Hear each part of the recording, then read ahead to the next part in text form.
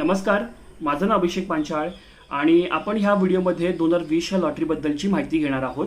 तर सर्वांना सर्वात आधी ईद मुबारक. आणि आपण ह्यापुढे येणाऱ्या व्हिडिओबद्दल पण तुम्हाला थोडी माहिती देतो. ह्यापुढे जे व्हिडिओ येणार आहेत त्यामध्ये आपण तळोजा आणि द्रोणागिरीचं कंपॅरिझन बघणार आहोत आणि द्रोणागिरीचं करंट स्टेटसही बघणार आहोत. त्यामुळे लॉटरी विजेते आणि अप्लिकंट, नवीन लॉटरीसाठी अप्लिकंट दोघांनी हा व्हिडिओ नक्की पाहावा. त्याचप्रकारे आपण दुसरा पार्टमध्ये करणार आहोत तळोजाचा सेंटर पॉईंट. हा एक मी व्हिडिओ बनवत आहे, तर त्याबद्दलही तुम्ही काही इंटरेस्टिंग फॅक्ट आहेत तळोजाबद्दलचे तर तेही आपण त्या व्हिडिओमध्ये डिस्कस करणार आहोत. त्याशिवाय हा जो व्हिडिओ आहे हा व्हिडिओ मी 3 व्हिडिओमध्ये डिवाइड करणार आहे, कारण व्हिडिओ खूप लेंदी होऊ शकतो. त्यामुळे आपण पहिल्या पार्टमध्ये फक्त लॉटरीबद्दल, अप्लिकेशनबद्दल किंवा लॉटरीबद्दलची माहिती घेणार आहोत. दुसऱ्या पार्टमध्ये आपण जे लोकेशन्स आहेत त्यांच्याबद्दल अनालिसिस करणार आहोत की कोणतं लोकेशन चांगलं आहे आणि कोणत्या लोकेशनला प्रायोरिटी द्यावी, तर त्याबद्दल आपण सेकंड व्हिडिओ बनवणार आहोत. आणि तिसऱ्या पार्टमध्ये आपण FAQs म्हणजे ह्या 2 व्हिडिओवरती जे कमेंट्स तुमचे येतील त्याची उत्तर आपण तिसऱ्या पार्टमध्ये देणार आहोत. आणि त्या पार्ट म्हणजे तो आपण साधारणतः 15 ते 20 तारखेच्या दरम्यान शूट करूया. 28 तारीख ह्या व्हिडिओची लास्ट डेट आहे. त्यामुळे तुमचे जेही प्रश्न असतील ते तुम्ही कमेंट सेक्शनमधून विचारून ठेवा. तर त्याचे मॅक्सिमम कमेंट ज्यांनी आले असतील, म्हणजे एखाद्या प्रश्नासाठी मॅक्सिमम जर कमेंट्स आले असतील तर त्याबद्दल आपण बनवणार आहोत. त्याचबरोबर मी FAQ व्हिडिओ नॉर्मली येणार आहे, FAQ व्हिडिओ 2 तो येणार आहे, ज्यामध्ये बऱ्याच लोकांनी हा प्रश्न विचारला होता की ग्राउंड फ्लोअरचे बेनिफिट सांगा किंवा टॉप फ्लोअरचे बेनिफिट सांगा, घर घ्यावं की नाही घ्यावं, ह्यासारखे प्रश्न आपण त्या सेक्शनमध्ये कव्हर करणार आहोत. ठीक आहे. तर सर्वात आधी मला एक मीडिया कव्हरेजबद्दल सांगायचं होतं. तर पोलिसांना मी मीडियाबद्दल काय सांगावं, तुम्हाला तर ऑलरेडी माहिती असेल ते कशा प्रकारच्या न्यूज देतात. तर त्यामध्ये एक न्यूज आलेली होती की उरलेले फ्लॅट किंवा नको असलेले फ्लॅट हे पोलिसांना देण्यात आले आहेत. तर बघा, ह्या गोष्टींकडे जास्त लक्ष देऊ नका माझ्या मते. आणि तुम्ही मेन जर तुमच्याकडे घर नसेल तर नक्कीच तुम्ही ह्या लॉटरीसाठी प्रयत्न करा की तुम्हाला हे घर मिळून जावं. तर राहण्यासाठी एक चांगलं घर तुमचं होऊन जाईल नवी मुंबई किंवा त्या जवळपासच्या एरियामध्ये. त्याचप्रकारे मी करंट स्टेटसबद्दल, ज्या लॉटरीचे करंट स्टेटस जे आहेत त्या घरांची, त्याबद्दल व्हिडिओ बनवले आहेत. तळोजा खारघरबद्दल ऑलरेडी व्हिडिओ बनवलं आहे, ते तुम्हाला वरती आय बटनमध्ये दिसून जाईल. वरती आय बटन तुम्हाला दिसत असेल वरती ह्या साईडला किंवा ह्या साईडला, त्या आय बटनवरती क्लिक करा, तिकडे तुम्हाला तो व्हिडिओ भेटेल. त्याचप्रकारे द्रोणागिरीचा व्हिडिओही लवकरच येत आहे, तोही तुम्हाला बघायला भेटेल. ह्या घणसोली प्रोजेक्ट जो आहे तो नियर अबाउट सेमच कंडिशनमध्ये आहे, त्यामुळे व्हिडिओ बनवला नाही आहे, पण बाकी सगळे लोकेशन जे आहेत ते मेजरली कव्हर केलेले आहेत. त्याचप्रकारे कळंबोलीचं जे लोकेशन आहे तेही जे आहे ते रोडपाली या ठिकाणी आहे आणि त्याचे लोकेशन जे आहे ते आपण सेम कंडिशनमध्येच आहेत. आणि त्याबद्दल आपण डिटेल डिस्कशन सेकंड पार्टमध्ये करणारच आहोत की लोकेशन कसे आहेत, काय आहेत, कनेक्टिव्हिटी कशी आहे, हे सगळं आपण सेकंड पार्टमध्ये कव्हर करणार आहोत. तर व्हिडिओ हा थोडा लेंदी होणार आहे कारण यामध्ये भरपूर माहिती कव्हर करायची आहे, तर व्हिडिओ पूर्ण बघा. चला तर आता आपण लॉटरीचे डिटेल्स बघूया.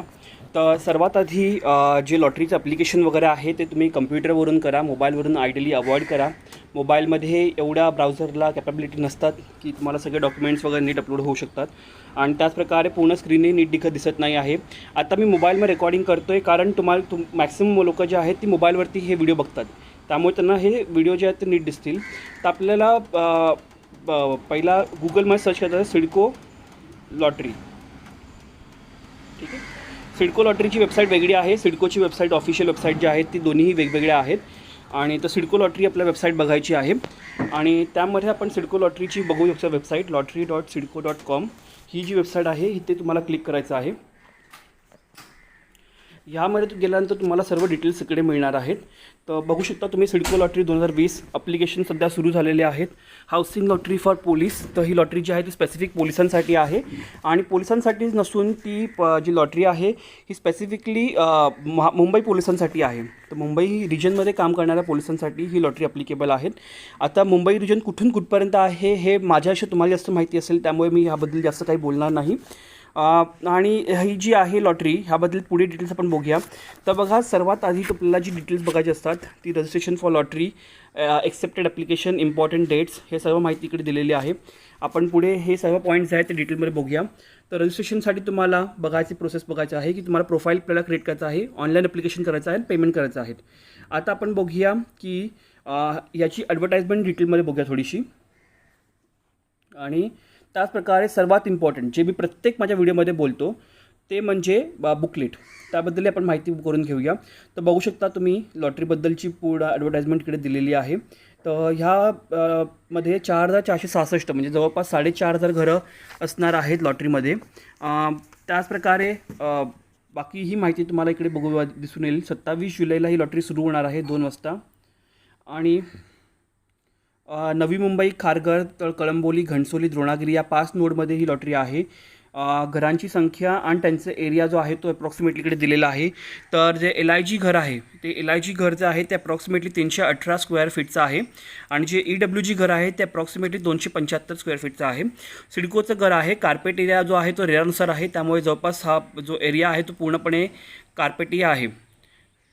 ठीक आहे, हा जो एरिया जो मी सांगत आहे तुम्हाला, हा ॲक्च्युअली तुम्हाला एरिया मिळणार आहे तेवढा. त्याचप्रकारे लिहिलेलं आहे की यशस्वी अर्जदारांना भोगावट प्रमाणपत्र म्हणजे ऑक्युपेशन सर्टिफिकेट OC मिळाल्यानंतर तुम्हाला राहण्यासाठी परमिशन तिकडे मिळणार आहे. पूर्णपणे ऑनलाईन आणि ट्रान्सपरंट प्रोसेस राहणार आहे. काही इम्पॉर्टंट डेट इकडे मेन्शन केलेले आहेत. 27 तारखेला सुरू होणार आहे आणि 27/8ला म्हणजे 27 ऑगस्टला हे बंद होणार आहे रात्री 12 वाजता. त्याचप्रकारे नोंदणीबद्दल सर्व डेट्स इकडे आहेत. आणि बघू शकता lottery.sidco.com ही जी आहे ती ऑफिशियल वेबसाईट आहे याच्यासाठी. आता ज्या प्रकारे तुम्हाला सांगतो की सर्वात इम्पॉर्टंट सिडकोचं बुकलेट वाचणं इम्पॉर्टंट आहे. तर बुकलेटमधले जे इम्पॉर्टंट पॉईंट्स आहेत ते मी ह्या व्हिडिओमध्ये कवर करणार आहेत. पण तुम्ही जर अप्लिकंट असाल किंवा घर घेण्यासाठी प्लॅन करत असाल तर माझी रिक्वेस्ट आहे की पूर्ण बुकलेट पूर्णपणे एकदा तरी वाचून घ्या. तर हे वाचल्याशिवाय तुम्ही ॲप्लिकेशन करू नका. ह्यामध्ये पूर्ण माहिती दिलेली आहे. काही कंडिशन माझ्याकडून मिस होऊ शकतात, त्यामुळे पूर्ण बुकलेट वाचल्याशिवाय ॲप्लिकेशन करू नका.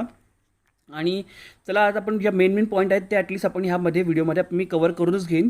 तरीही तुमचे काही छोटे मोठे पॉईंट राहिले असतील किंवा प्रश्न असतील तुम्ही कमेंट सेक्शनमधून विचारू शकता. आणि जे डिटेल अनालिसिस आहे ते नक्कीच माझ्या नेक्स्ट व्हिडिओमध्ये तुम्हाला देणार आहे लोकेशनबद्दलचा. तर 27/7ला लॉटरी आलेली होती, सोमवारचा दिवस होता तो. 8 वाजल्यापासून सायंकाळी 8 वाजल्यापासून नोंदणी सुरू होणार होती. NEFT RTGS वगैरे. त्याच्यानंतर साधारणतः प्रोसेस अशी असते की पहिला तुम्ही ऑनलाईन ॲप्लिकेशन करता. ॲप्लिकेशन केल्यानंतर तुम्ही त्याचं पेमेंट करता, जे तुमचं अनामत रक्कम असते ती भरता. त्यानंतर लॉटरी डिस्प्ले होते. डिस्प्ले झाल्यानंतर ती जे विनर्स आहेत त्यांची लॉटरीचं पुढचं काम सुरू होतं. आणि ज्यांना लॉटरी मिळाली नाही आहे त्यांना ते पैसे जे आहेत ते अनामत रकमेचे पैसे जे आहेत 5,000 रुपये ते परत येतात. 5,000 आहेत ते आपले EWG कॅटेगरीसाठी आहेत, त्याबद्दल आपण पुढे बोलणार आहोत. तर साधारणतः किती फ्लॅट अवेलेबल आहेत हे इकडे मेन्शन केलेलं आहे. ह्याबद्दल आपण पुढच्या व्हिडिओमध्ये डिस्कस करणार आहोत, त्यामुळे मी हा पार्ट कवर करत नाही आहे. आता आपण बघूया की सर्वात महत्त्वाचा सेक्शन म्हणजे हा सेक्शन वाचल्याशिवाय कोणीही ॲप्लिकेशन करू नये, माझी ही विनंती आहे. हा सेक्शन जर तुम्ही स्किप केला आणि त्यानंतर तुमचं ॲप्लिकेशन रिजेक्ट झालं तर ह्यासाठी कारणीभूत जे आहे ते हा सेक्शन न वाचल्यामुळेच ते होणार आहे. तर बघा, कारण मॅक्सिमम जे तुम्ही बघितलं असेल, जर सध्या पण तुम्ही माझ्या व्हिडिओवरती कमेंट बघितलं असतील तर मॅक्सिमम लोकांचं इन्कम डिस्क्रिपन्सी हेच रिझन आहे. आणि त्या रिझनबद्दल जी माहिती आहे ती आपल्याला ह्या सेक्शनमधून मिळणार आहेत, पात्रतेच्या अटी ह्या सेक्शनमधून. तर आपण बघूया पहिल्या अटी काय आहेत. तर ह्या ज्या अटी आहेत LIG आणि EWG दोन्ही कॅटेगरीसाठी ॲप्लिकेबल आहेत. अशा अटी त्यांनी काही दिलेल्या आहेत आणि स्पेसिफिकली त्यामध्ये मेन्शन केलेलं आहे. तर पहिला लिहिलेलं आहे की ॲप्लिकेशन जे आहे ते संयुक्तरित्या किंवा अर्जदाराने पत्नीसह केले जाऊ शकते. तर ह्यामध्ये माझी एक हे आहे म्हणजे की बघा, जर तुम्ही PMAYसाठी अप्लाय करणार असाल आणि मॅरिड असाल तर अशा केसमध्ये वाईफचं नाव टाका.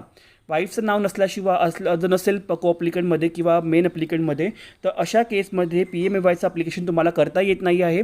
आणि त्यासाठी सिडको सेपरेटली 5,000 ॲप्लिकेशन पैसे घेत आहे. त्यामध्ये तुम्ही मॅरिड असाल तर कंपल्सरी तुम्ही तुमच्या वाईफचं नाव टाका. आणि तुम्ही बघू शकता की को ॲप्लिकंट तुमची वाईफ असू शकते, बाकी कोणीही असू शकत नाही. तर आयदर मेन ॲप्लिकंट किंवा को ॲप्लिकंट वाईफ असणं मॅरिड माणसाला कंपल्सरी आहे. हे इथे जरी मेन्शन नसलं तरी तुम्हाला PMAYच्या वेळी ही गफलत होईल आणि त्यावेळी तुम्हाला नाव ॲड करायला वेगळे पैसे लागतील. अजून दुसरी गोष्ट की तुम्ही जेही ॲप्लिकेशनमध्ये मेन्शन करणार आहेत ते तुमचं फायनल होणार आहे, तुम्हाला परत त्यामध्ये काही चेंजेस करता येणार नाही आहे. तर ही एक गोष्ट लक्षात ठेवा की प्रत्येक माहिती ही अचूक भरा. त्यात काही चुका झाल्या त्यामध्ये तर तुम्हाला ती चेंजेस करता येणार नाही. आणि ती जर माहिती मिसमॅच झाली तर तुमचं ॲप्लिकेशन रिजेक्ट होणार आहे. तर पुढची माहिती आहे की मुंबई महानगर प्रदेश. आता हा प्रदेश कुठून कुठपर्यंत आहे हे तुम्हाला जास्त माहिती असेल, त्याबद्दल मी जास्त काही कमेंट करत नाही. वर्ग 3 आणि वर्ग 4 या कायमस्वरूपी वेतनिक कर्मचाऱ्यांसाठी हा लॉटरी आहे. 3मध्ये जर तुम्ही असाल तर तुम्ही अल्प उत्पन्न गट म्हणजे EWG कॅटेगरीमध्ये आपली इलिजिबल आहात. जर तुम्ही वेतन क्रमांक 4मध्ये असाल तर तुम्ही LIG कॅटेगरीमध्ये वर्ग क्रमांक 3 असाल तर तुम्ही LIG कॅटेगरीमध्ये असाल. आणि जर वर्ग क्रमांक 4 असाल तर तुम्ही EWG कॅटेगरीमध्ये पात्र राहाल. तर बघा वर्गही त्यांनी दिलेले आहेत, तर तुम्ही त्या वर्गामध्ये आहात का नाहीत हेही तुम्ही चेक करून बघा. तुम्ही मुंबई पोलिसांमध्ये काम करणंही इम्पॉर्टंट आहे. ह्या 2 कंडिशन ह्या बेसिक लॉटरीसाठी आहेत. नंतर आर्थिकदृष्ट्या प्रधानमंत्री घटकांसाठी प्रधानमंत्री आवास योजनेअंतर्गत ही घरं आहेत. त्यामुळे PMAYची पहिली कंडिशन आहे की तुमचं अक्रॉस इंडिया कुठेही पक्कं घर नसावं. ते तुमच्या नावाने की तुमच्या मुलाच्या नावाने किंवा तुमच्या बायकोच्या नावाने ह्या तिघांच्याही नावावरती कुठेही जर भारतात पक्कं घर असेल तर तुम्ही प्रधानमंत्री आवास योजनेसाठी इलिजिबल नाही आहात. मला ह्यावेळी एक म्हणायचं आहे की सिडकोने ह्यावेळी कंडिशन्स बऱ्याच क्लिअर केलेल्या आहेत. पहिल्या लॉटरीमध्ये हे कंडिशन्स क्लिअर होतात, पण ह्यावेळी त्यांनी बऱ्याच चांगल्या प्रकारे क्लिअर केलेल्या आहेत. आणि जे अल्प उत्पन्न घर आहे म्हणजे LIGमध्ये तुम्ही जर अप्लिकेबल असाल तर अशा केसमध्ये मुंबई महानगर प्रदेशामध्ये तुमचं कुठेही पक्कं घर नसावं. म्हणजे तुमचं गावाला पक्कं घर आहे किंवा दुसऱ्या कुठेही ठिकाणी पुण्याला घर आहे, तर अशा केसमध्ये तुम्ही LIGसाठी एलिजिबल आहात. पण EWG कॅटेगरीमध्ये तुम्ही अप्लिकेशन असाल आणि जर तुमचं कुठेही घर असेल अक्रॉस इंडियामध्ये तर तुम्ही एलिजिबल नाही आहात. पण LIGमध्ये तुम्ही एलिजिबल आहात जर तुमचं मुंबईमध्ये घर नसेल तर. ठीक आहे. आता सर्वात महत्त्वाची कंडिशन उत्पन्नाची कंडिशन्स. ठीक आहे. आता बघा ही उत्पन्नाची जी कंडिशन आहे ही 1/4/2019 ते 31/3/2020. आत्ता जी डेट आहे तुम्हाला माहिती आहे ती आहे 31 जुलै 2020. म्हणजे हे जो टाईम पिरियडमधले जे सॅलरी स्लिप सांगितलं आहे ते ऑलरेडी होऊन गेलं आहेत. उद्या कोणीही हे म्हणून नाही की माझ्याकडे त्यावेळी मला उत्पन्न किती होणार हे माहीत नव्हतं. बघा हे डेट्स ऑलरेडी झाल्यानंतरच लॉटरी निघते. असं होत नाही की तुम्हाला उत्पन्न माहीत नाही आहे. जे तुमचं होऊन गेलेलं आहे वार्षिक वर्ष त्याचंच तुमचं उत्पन्न ह्यामध्ये कन्सिडर होणार आहे. त्यामुळे सर्वांना तो उत्पन्न माहिती आहे की किती तुमचं उत्पन्न झालेलं आहे ह्या वर्षी, कारण हा टाईम पिरियड ऑलरेडी होऊन गेलेला आहे. तर EWG कॅटेगरीसाठी 3 लाख उत्पन्न म्हणजे 25,000 इतकं उत्पन्न असावं. आणि LIG कॅटेगरीमध्ये 25,000 ते 50,000 म्हणजे साधारणतः 3 लाखापासून ते 6 लाखापर्यंत तुमचं वार्षिक उत्पन्न असावं, असं हे कंडिशन आहे. आणि हे जे उत्पन्न आहे हे कौटुंबिक उत्पन्न आहे. म्हणजे नवरा बायको जर काम करत असतील तर दोघांचं मिळून हे उत्पन्न होणार आहे. हे सेपरेटली उत्पन्न होणार नाही आहे. म्हणजे तुमचं फक्त नवऱ्याचं उत्पन्न 25,000च्या खाली आता तुम्ही EWGमध्ये नाही आहात.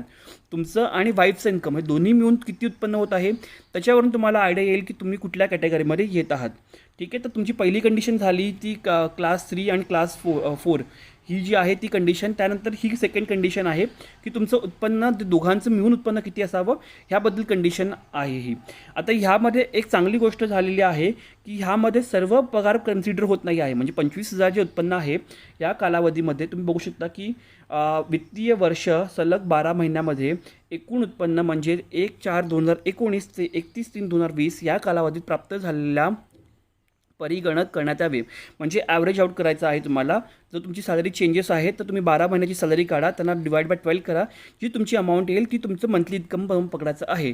ठीक आहे. उत्पन्न या संज्ञेमध्ये पगारामधील मूळ वेतन म्हणजे बेसिक आहे, महागाई भत्ता म्हणजे DA ह्याचा समावेश राहील. तथापि घरभाडे म्हणजे HRA कंपोनंट, प्रवासी भत्ता, धुलाई भत्ता, आपत्कालीन भत्ता, किट भत्ता, वाहन भत्ता हे सर्व भत्त्यांचा समावेश नाही आहे. तर तुम्हाला मेन उत्पन्न म्हणजे बेसिक अमाऊंट तुमची सॅलरी स्लिप सॅलरी आणि महागाई भत्ता म्हणजे DA अलाउन्स हे दोघांचं मिळून तुमचं उत्पन्न बघायचं आहे की तुमचं 25,000 उत्पन्न येतं काय आहे की नाही.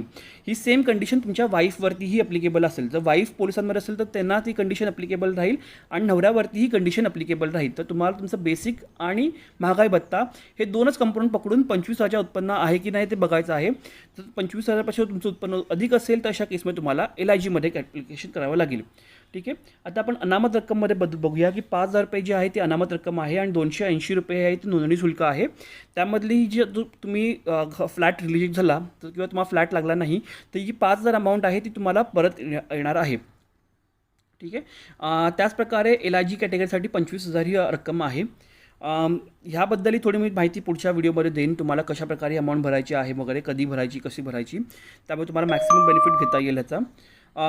आता पुढे बघूया आपण की PMAYसाठी ॲप्लिकेशन करणे इम्पॉर्टंट आहे. याबद्दल मी व्हिडिओ बनवला आहे. वरती आय बटनमध्ये क्लिक करा. PMAYचं रजिस्ट्रेशन कसं करायचं आहे, कुठे करायचं आहे ते तुम्हाला बघायला भेटेल. ऑनलाईन ॲप्लिकेशन जे आहे ही वेबसाईट तुम्हाला मेन्शन केलेली आहे PMAYMIS.gov.in ही ऑफिशियल वेबसाईट आहे. तिकडे जर ॲप्लिकेशन ओपन असेल तर तुम्हाला तिकडे ॲप्लिकेशन करायचं आहे किंवा नवी मुंबई महानगरपालिकेमध्ये ॲप्लिकेशन करायचं आहे.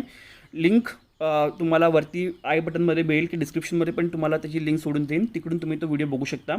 आता हे बघा, इथेही कंडिशन दिलेली आहे. अर्जदार कुटुंबातील प्रौढ महिला असेल, म्हणजे जर मॅरिड असाल तर सदर महिलाने नावाने सदर तिच्या पतीच्या नावाने संयुक्तरित्या अर्ज करण्यात यावा. आणि कुटुंबातील प्रौढ महिलाला सदस्य नाही असेल तर अशा केसमध्ये तुम्ही इंडिव्हिज्युअल म्हणजे जर अनमॅरिड असाल तर अशा केसमध्ये पुरुष सिंगल ॲप्लिकेशनही करू शकतो. तर ही एक कंडिशन त्यांनी इथे क्लिअर मेन्शन केलेली आहे की मॅरिडसाठी कंपल्सरी आहे फिमेल कॉप्लिकंट. तर LIG EWG या दोन्ही कॅटेगरी लक्षात घ्या. तुम्हाला फिमेल कॉप्लिकेशन मॅरिड असाल तर टाकाच टाका, नाही तर तुम्हाला त्यासाठी वेगळे पैसे भरावे लागतील परत. त्यानंतर सदर यशस्वी छाननी प्रक्रियेमध्ये सिडकोची प्रधानमंत्री आवास योजनेचे सहकार्याने अर्जात वैधता तपासून अंतिम पात्रता ठरवण्यात येईल. चुकीची माहिती आढळल्यास अर्जाचे लाभ घेण्यात येणार नाही. तर आता ह्यामध्ये बघा, तर ह्यात थोडीशी एक कन्फ्युजनवाला पार्ट आहे की ह्यामध्ये लिहिलेलं आहे की अनुदानाची रक्कम यशस्वी अर्जदाराच्या खात्यामध्ये जर प्राप्त झाली नाही तर अशा प्रकारे ही रक्कम जी आहे ती अर्जदाराकडून वसूल करण्यात येणार आहे. पण ह्यामध्ये हे मेन्शन केलं नाही आहे की रक्कम का येणार नाही. जर अप्लिकेशन रिजेक्ट झालं तर, की अप्लिकेशन रिजेक्ट होऊनही ते नाही आलं तर ह्याबद्दल इथे क्लॅरिटी दिली नाही आहे. कारण पहिल्या लॉटरीमध्ये तुम्ही जर बघितलं तर कंडिशन क्लिअरली मेन्शन होती, जर तुमचं ॲप्लिकेशन रिजेक्ट झालं तर अशा केसमध्ये तुमचा फ्लॅट जो आहे तो कॅन्सल होऊन जाईल. पण इथे ती कंडिशन जी आहे ती मेन्शन केलेली नाही आहे. यामध्ये त्यांनी मेन्शन केलेलं आहे की जर रक्कम नाही आली तर अशा केसमध्ये तुम्हाला ती भरावी लागेल. आता तरी काय येणार नाही ह्याचं कारण त्यांनी काही नीट प्रकारे दिलेलं नाही आहे. तसंच LIGचा जे फ्लॅट आहे तो तुम्ही 10 वर्षानंतर EWGचा फ्लॅट जो आहे तो तुम्ही 10 वर्षांनी विकता येईल तुम्हाला, आणि जो LIG फ्लॅट आहे तो तुम्ही 3 वर्षांनी विकू शकता. ह्याबद्दल दिलेलं आहे. आणि जे LIG फ्लॅट आहे ते तुम्ही बघू शकता क्रेडिट लिंक सबसिडी आहे ह्यामध्ये. म्हणजे ही जी किंमत आहे, म्हणजे ही जी सबसिडी आहे ही तुमची बँक अकाउंटमध्ये येणार आहे. तर तुम्ही बघू शकता बँक अकाउंटमध्ये 2,67,000 एवढं जी रक्कम आहे ती तुमच्याकडे येणार आहे. आणि मालकी हक्क स्त्रीकडे असावा हेही तुम्ही बघू शकता. म्हणून मॅरिड असाल फिमेल कॉप्लिकेशन कंपल्सरी आहे, हेच पकडून चला तुम्ही. ठीक आहे. ह्याबद्दल माहिती तुम्ही बघू शकता, ह्यामध्ये वाचू शकता. तर LIGसाठी जी आहे ती क्रेडिट लिंक सबसिडी आहे ती तुम्हाला तुमच्या बँक अकाउंटमध्ये म्हणजे लोन अकाउंटमध्ये येणार आहे. आणि EWGची कॅटेगरीची जी किंमत आहे ही डायरेक्टली सिडकोकडे येणार आहे आणि किमतीतून ॲडजस्ट होणार आहे. आता ती रक्कम का येणार नाही ह्याबद्दल सिडकोने काही क्लॅरिटी आपल्याला दिलेली नाही आहे. ठीक आहे. सोडतीसाठी अर्ज भराई पद्धती ही पूर्ण माहिती दिलेली आहे. ही तुम्हाला मी ऑलरेडी सांगितलं आहे की lottery.sidco वेबसाईटवरती जा, तिकडे तुम्ही ॲप्लिकेशन स्टार्ट करा. तुम्हाला डॉक्युमेंट्स बघा हे लागणार आहेत, ती तुम्ही डॉक्युमेंट्स माहिती किंवा डॉक्युमेंट्स पूर्णपणे रेडी ठेवा. तुमचं कौटुंबिक उत्पन्न तुम्ही ज्या प्रकारे सांगितलं तुम्हाला ह्याआधी त्याप्रमाणे कॅल्क्युलेशन करा. आणि चुकीची माहिती भरू नका, कारण बघा तुमचा पॅन कार्ड ITR हे सगळं सबमिट नंतर होणार आहे. सॅलरी स्लिप, पॅन कार्ड आणि ITR हे पुढच्या डॉक्युमेंट सबमिशनमध्ये जाणार आहेत. त्यामुळे जर तुम्ही कुठलंही इन्कम लपवलं, तुम्हाला वाटलं की तुम्ही सॅलरी स्लिप लपवून घ्याल आणि तुमचं काम होऊन जाईल, नाही होत तसं. पॅन कार्डचं सगळं लिंक असतं, तुम्ही तिकडे पॅन कार्ड नंबर टाकाल ही सगळी माहिती तुमची मिळून जाते तिकडे. त्यामुळे ही चुकीची माहिती करायचा प्रयत्न करू नका. त्याचप्रकारे ITRबद्दलही मी व्हिडिओ बनवला आहे, तोही व्हिडिओ नक्की बघा. त्याबद्दल मी बरंच माहिती दिली आहे की कोणाला ITR रिक्वायर्ड आहे, कोणासाठी ITR रिक्वायर्ड नाही आहे, ह्याबद्दल त्यामध्ये माहिती मी मेन्शन केलेली आहे. त्याचप्रकारे तुम्हाला बँक अकाउंट मेन्शन करायचं आहे, तुमचा मोबाईल नंबर, मेल ID अचूक माहिती इथे नोंदवायची आहे. बँकेचा तुमची जर अकाउंट नंबर चुकला तर अशा केसमध्ये तुमचे पैसे रिटर्न येणार नाहीत, जर तुमचं अप्लिकेशन रिजेक्ट झालं तर तेही तुम्ही लक्षात घेऊन घ्या. पॅन कार्डमधली माहिती ही चुकीची नसावी किंवा माहिती मॅच व्हायला पाहिजे, हे इम्पॉर्टंट आहे. त्यामुळे पॅन कार्डमधली माहिती किंवा नाव जो तुमचं आहे ते बरोबर असावं. त्याचप्रकारे अजून एक चुका होतं की कधी कधी कसं होतं की बायकोचं नाव चेंज झालेलं असतं लग्नानंतर. ॲप्लिकेशनमध्ये आपण लग्नानंतरचं नाव मेन्शन करतो, पण त्यामध्ये आपण जे पॅन कार्ड आणि आधार कार्ड असतं त्याच्यावरती कुठे ना कुठे आपण नावं जी असतात ती जुनी ठेवलेली असतात, म्हणजे माहेरची नावं ठेवलेली असतात. तर तेही तुम्ही लक्षात घेऊन घ्या. जर नाव नसते तर नाव चेंज करून घ्या. ते तुमचं सासरचं नाव जे असेल, सासरचं सरनेम वगैरे जे असेल ते तुम्ही तिकडे लावून घ्या. त्यामुळे तुमची ॲप्लिकेशन रिजेक्ट होण्याचे चान्सेस कमी होतील, कारण अशीही ॲप्लिकेशन रिजेक्ट झालेले आहेत. त्यामुळे तीही तुम्ही गोष्ट लक्षात करून घ्या. हेल्प फाईल तुम्ही बघू शकता. त्याचप्रमाणे निवारा केंद्राला काही माहिती हवी असेल तर तिकडे तुम्ही मेल लिहू शकता. आता पुढची आपण माहिती बघूया. ही माहिती तुम्ही वाचून घ्या, ह्याबद्दल मी तुम्हाला जास्त सांगणार नाही आहे. सदनिकाचे प्रोसेस सांगितलेले आहे ह्यानंतर पुढच्या टप्प्यामध्ये. बुकलेट सर्वांनी ॲप्लिकेशन करणार असाल तर नक्कीच एकदा हे पूर्ण बुकलेट वाचून घ्या. मी पूर्ण डिटेल्स सांगत नाही आहेत कारण व्हिडिओ खूप मोठा होणार आहे.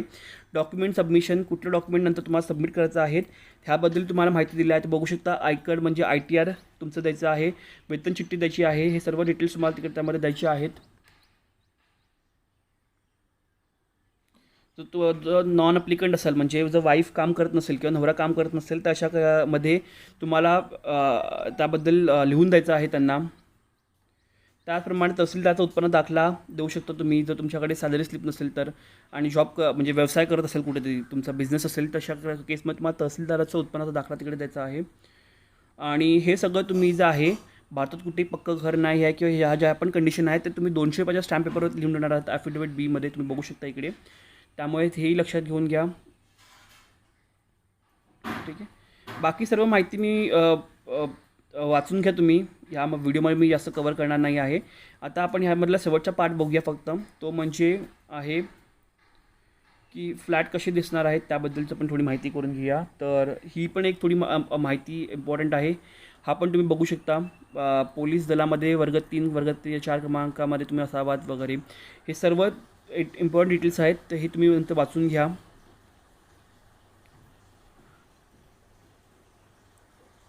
सदनिकांबद्दल ही थोडी माहिती दिलेली आहे. कार्पेट एरिया वगैरे मेन्शन केलेला आहे. 1 BHK फ्लॅट असणार आहे. हा एरियाही त्यांनी मेन्शन केलेला आहे क्लिअरली. एरिया जो आहे तो कार्पेट एरियाच आहे. आता आपण पुढची माहिती बघूया. डिटेल माहिती आपण पुढे घेणार आहोत. बिल्डिंगी ज्या आहेत त्या साधारणतः 22 फ्लोअरपर्यंतच्या बिल्डिंगी आहेत. तुम्ही बघू शकता इथे मेन्शन त्यांनी केलेलं आहे. आणि साधारणतः फ्लॅटचं स्ट्रक्चर, ह्यासाठी मी सॅम्पल व्हिडिओचा फ्लॅट बनवलेला आहे. तुम्ही डिस्क्रिप्शनमध्ये त्याची लिंक भेटेल तुम्हाला, तिकडून तुम्ही तो व्हिडिओ बघून घ्या. सॅम्पल फ्लॅटचा व्हिडिओही आहे आणि ॲक्च्युअल फ्लॅट जे आहेत, ॲक्च्युअल कन्स्ट्रक्शन चालू आहे त्याबद्दलचा व्हिडिओ मी बनवलेला आहे. तिकडून तुम्ही त्या गोष्टी बघू शकता. ह्याशिवाय तुम्हाला कुठले प्रश्न असतील तर तुम्ही कमेंट सेक्शनमध्ये विचारा, त्याचा मी उत्तराचा प्रयत्न लवकरात लवकर करीन. त्याचप्रकारे तुम्ही नोट्स बघू शकता, कुठे कुठे हे लोकेशन्स आहेत. ह्याबद्दल नेक्स्ट व्हिडिओमध्ये मी कवर करीन. हे तुमचं आहे खारघर नोडबद्दलची माहिती, तुमची कळंबोली नोडबद्दलची माहिती, घणसोली नोडबद्दलची माहिती, द्रोणागिरी नोडबद्दलची माहिती. तुमचं प्रतिज्ञापत्र आहे इथे, जे 200 रुपयाच्या पेपरवरती लिहून द्यायचं आहे तुम्हाला. धन्यवाद.